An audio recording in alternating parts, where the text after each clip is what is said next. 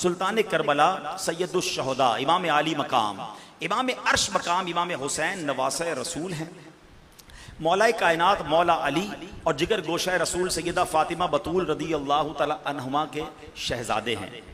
امام حسین 5 شعبان 4 ہجری کو مدینہ منورہ میں پیدا ہوئے۔ پیارے آقا علیہ السلام نے آپ کا نام حسین اور شبیر رکھا۔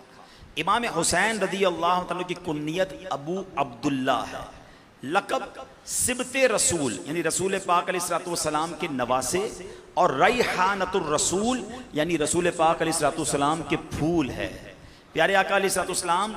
کی بارگاہ میں امام حسین کی ولادت کے وقت ہی آپ کو یہ پتہ چل گیا تھا، بلکہ پورے مدینے میں یہ خبر مشہور ہو گئی تھی کہ آپ شہید کیے جائیں گے۔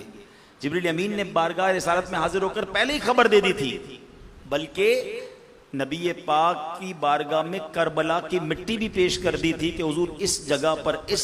یعنی مٹی والی جگہ پر آپ کی شہادت ہوگی، اور ایسا ہی ہوا۔ 10 محرم الحرام اپنے 72 رفقا کے ساتھ 61 ہجری میں میدان کربلا میں یزید پلید کے خلاف حق کی آواز بلند کرتے ہوئے، نانا کے دین پر پہرا دیتے ہوئے، ظلم سہتے ہوئے، دکھ اور غم کے پہاڑ کے سامنے ثابت قدم رہ کر انتہائی عزت کے ساتھ، شجاعت کے ساتھ، شان و شوکت کے ساتھ شہید ہوئے، اور رہتی دنیا تک کے لیے باطل کے خلاف کھڑے ہونے، حق پر چلنے، دینداری کا، عزت سے جینے کا، عزت سے مرنے کا، شجاعت کا، بہادری کا، استقامت کا اور صبر و رضا کا سبق دے گئے۔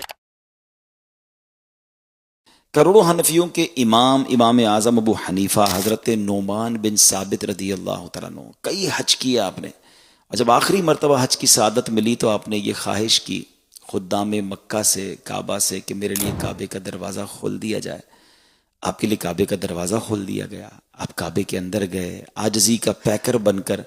آپ نے کعبے شریف کے 2 ستونوں کے درمیان کھڑے ہو کر طویل نماز ادا فرمائی، خوب تلاوت قرآن کی، نماز اور تلاوت سے فارغ ہو کر رو رو کر بارگاہ الہی میں دعا کرتے رہے۔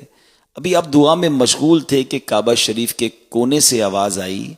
تم نے اچھی طرح ہماری معرفت یعنی پہچان حاصل کی اور خلوص کے ساتھ عبادت کی، ہم نے تم کو بخشا، اور قیامت تک جو تمہارے مذہب پر ہوگا یعنی تمہاری تقلید کرے گا اس کو بھی بخش دیا۔ تو حنفیوں کے لیے کتنی بڑی بشارت ہے کہ امام اعظم ابو حنیفہ کا دامن کرم ہمارے ہاتھ میں آیا۔ انشاءاللہ اللہ نے چاہا تو امام اعظم کے ساتھ نبی پاک علیہ السلام کے پیچھے پیچھے انشاءاللہ جنت میں داخل ہوں گے۔ روزانہ عصر کی نماز کے بعد ایک سانس میں پڑھنا ہے یا رحمانو، صرف 7 بار، انشاءاللہ آپ کے بہت سارے مسائل حل ہوں گے۔ کوئی آپ کے کام کو وقت دیتا ہے، آپ کتنے خوش ہوتے ہو؟ کوئی آپ کے کام کو وقت دیتا ہے، آپ کتنے خوش ہوتے ہو؟ تو جو اللہ کے دین کو وقت دے گا، اللہ پاک اس سے کتنا راضی ہوگا۔ جو آپ جس سے راضی ہوتے ہیں اسے آپ اپنی اوقات کے مطابق نوازتے ہو، اور جس سے اللہ راضی ہوتا ہے اسے اپنے رحمت کے مطابق نوازتا ہے۔ رب کو راضی کرنے والا، اور رب کو راضی کرنے کے لیے اس کے دین کا کام کرنا پڑتا ہے، اس کے دین کو وقت دینا پڑتا ہے، اس کام کو وقت دینا پڑتا ہے جو کام اس نے اپنے نبیوں سے لیا، جو کام اس نے اپنے ولیوں سے لیا،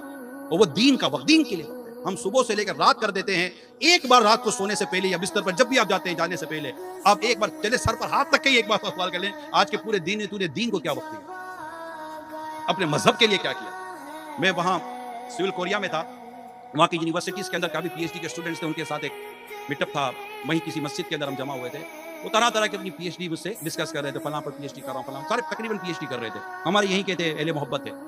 تو میں نے کہا آپ پی ایچ ڈی کر تو لوگے، لیکن کبھی سوچا کہ آپ کی اس پی ایچ ڈی سے، آپ کی اس کوالیفیکیشن سے آپ کی دین کو کیا فائدہ ہو رہا ہے؟ اچھا اب میرا منہ دیکھ رہے ہیں، یعنی ان کے لیے گویا کہ ایک نیا کوشچن تھا،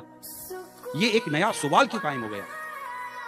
کہ آپ کو اللہ نے جو نعمت دی، اللہ نے آپ کو جو صلاحیت دی، اللہ نے جو آپ کو عقل دی، اللہ نے آپ کو جو سہولت دی ہے، اللہ نے جو آپ کو جو بھی اللہ نے آپ کو نعمت دی ہے، اس نعمت کو ہم اپنے دین کے لیے، اپنے رب کی رضا کے لیے کتنا استعمال کر رہے ہیں۔ اور اس کی ایک برکت یہ ہے کہ جتنا ہم اپنی صلاحیتوں کو اللہ کے دین کے لیے استعمال کریں گے، اللہ پاک اس صلاحیتوں میں اور برکت عطا فرما دے گا۔